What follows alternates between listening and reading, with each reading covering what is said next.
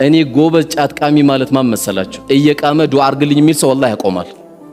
የሚከራከር ሰው ግን አያቆም። እስልምና እኮ ቆሻሻ ነገር ሁሉ እኮ አያወራም እኮ። ለምሳሌ ቁርአን ውስጥ ጠላ አጠጡ ይላል፣ ቢራ አጠጡ ይላል።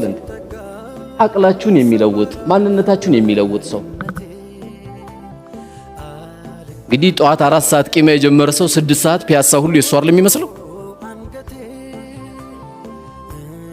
ህንጻ ሁሉ የሱ ነው የሚመስለው እኮ። እንደውም ቋጣሪ የሆነ ሰውዬ 6 ሰዓት ላይ ነው ብር መጠየቅ መቻለው። ወዲያ ሰጣል። አብሽር ይው ቼክ ጽፍላለሁ። ሞኝ የሚሆን ምስኪን የሚሆን የቃመ ጊዜ ነው። ሂሳብ አይሰራም የዛን ጊዜ። ሙእሚን ከዚህ መራቅ አለበት።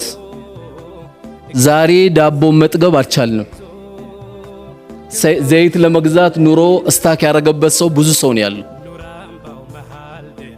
ኳሊቲነታችንን መጠበቅ ነው ያለብን። አይኔ በመቃሜ የማፈርሳትን ጥርሶች አላህ ፊት ተሳሰባለሁ ካል ተሳሰብ።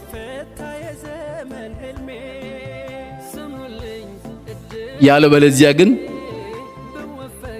ከፊሎቻችን አይ ለጀበና ነው እንጂ እኔ አልቀምም ይላል አንዳንዱ። ከፊሉ ደግሞ አረኔ በስሱ ነው እንጂ والله እኔ አልቀምም ይላል። አንዳንዱ ደግሞ እኔ ብቻ ያው ውዱድ አንዳንዴ ብቻ ደግሞ የሚገርመው አንድ እንጨት ናት። ሁሉም የየራሱ የሚገልጽበት አለ። ስለዚህ ነገ የሚሆን ነገር ሲመጣ ይበቃል አይበቃም ማለት የለብንም። ትዳራችን እየፈረሰ ነው። እህቶቻችን ወደ እናታቸው ወደ አባታቸው ቤት እየተመለሱ ነው። በማን በጫት የተነሳ ብዙ ነገር እየተበላሽ ልደት ቤት ልደት ወይም ሐቂቃ ሲደረግ ጫት፣ ለቅሶ ቤት ጫት። ለቅሶ ቤት የሁሉ ጫት ይዘን ከምንሄድ 3 ቀን አባታችሁን አታችኋል፣ በሐዘን ተጎርታችኋል ብላችሁ ሰብስበን ለምን 100 ሺህ ብር አንሰጣቸው? ለ3 ቀን በሬ ታርዶላቸው እንግዳ ለምን አይሸኙበት?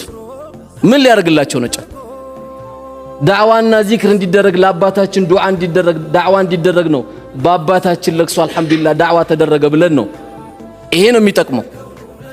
ቤታችን እየፈረሰብን ነው። ወንድሞቻችን ከዚህ መውጣት አለባችሁ። ጤፍ 10 ሺህ ብር ገባ እየተባለ ጥቅም አለ።